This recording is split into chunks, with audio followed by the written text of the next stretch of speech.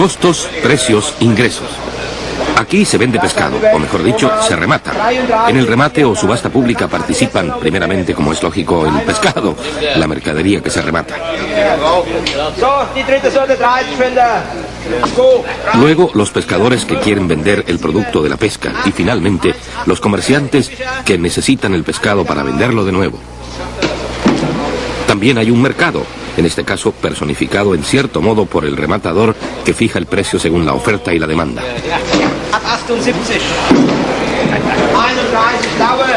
Para los compradores el precio del pescado es un costo, para los pescadores un ingreso. Luego el comprador se convierte en vendedor y tiene que calcular sus costos. Los costos son el precio de compra del pescado, los gastos de transporte, el salario de la vendedora, el alquiler de la tienda, la pérdida de productos perecederos y las tasas y tributos. Por supuesto que el comerciante quiere tener también una ganancia. Primeramente suma pues todos los costos, hace sus cálculos y al fin pone el precio de venta, 12,6. El obtener ese precio es algo que depende del mercado, pues si no agrada a los clientes, estos pueden comprar el pescado en otro lugar, allí donde el comerciante ha hecho quizás otros cálculos y ofrece el pescado a un precio más bajo, por ejemplo a 10,80.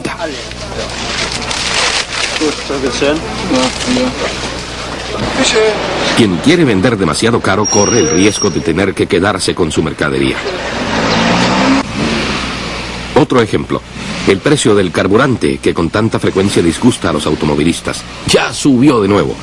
No en último término porque el Estado, los países productores de petróleo y otros muchos quieren participar en los ingresos. En 1984, los ingresos por la venta de carburante en Alemania se repartieron como sigue. El 39% para los países suministradores y para cubrir los costos de transporte del petróleo crudo. El 5% para las compañías petroleras, es decir, para las refinerías. Otro 5% para las estaciones de distribución, incluido el sueldo del distribuidor y los gastos de expedición.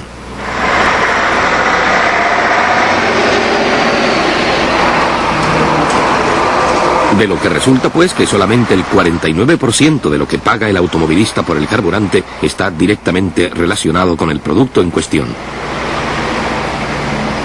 La mayor parte, exactamente el 51%, se la lleva el Estado en concepto de tasas e impuestos.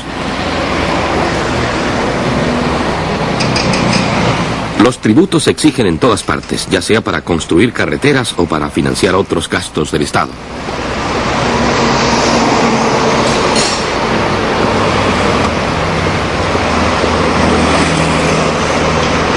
Los ingresos de la estación de servicio deben incluir, por tanto, todos los costos e impuestos, además de arrojar también una ganancia.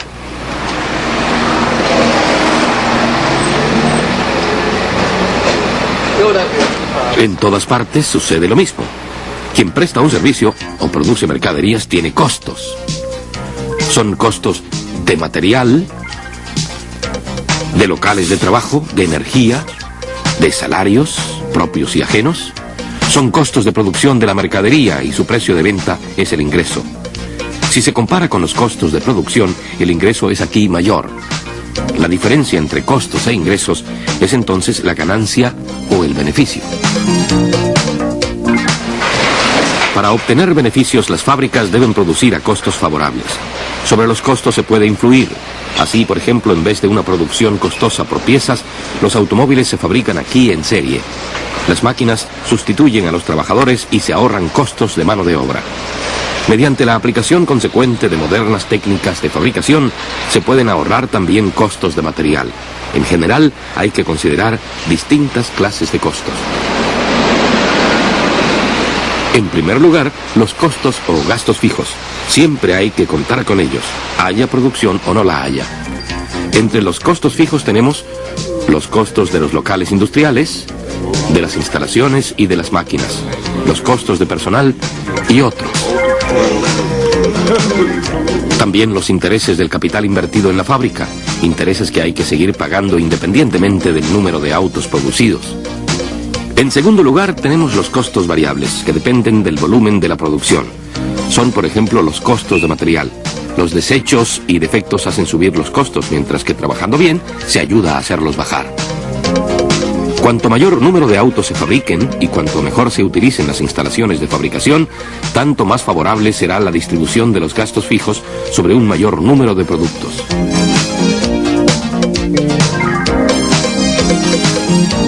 Las fábricas y los comerciantes se esfuerzan en vender cada vez más, valiéndose de la publicidad y de precios favorables. La fabricación en masa y el volumen de ventas hacen posible que los automóviles, por ejemplo, puedan ser adquiridos a precios relativamente asequibles.